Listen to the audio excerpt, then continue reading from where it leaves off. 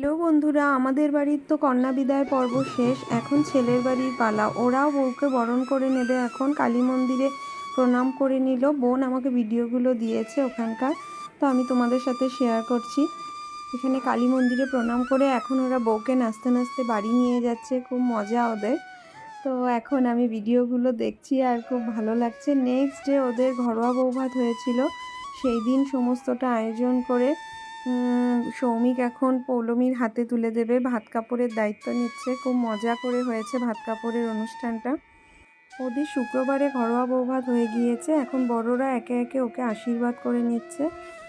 তারপরে আজ যেহেতু রাতে ওদের ফুলসজ্জার অনুষ্ঠান ছিল, আমাদের দাদা বৌদিরা বোনরা মিলে সব গিয়েছিল ওর বাড়িতে ফুলসজ্জার তত্ত্ব নিয়ে। এখন ওদের সবাইকে নিয়ে বোনরা ফটোশ্যুট করছে। খুব মজা করেছে ওরা। আমি যতটা পারলাম তোমাদেরকে শেয়ার করলাম। ভালো লাগলে অবশ্যই আমার পাশে থেকো, লাইক শেয়ার সাবস্ক্রাইব করে দিও।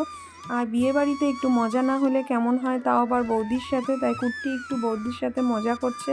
তো আজকের মতন ভিডিওটা এখানেই শেষ করছি। টাটা।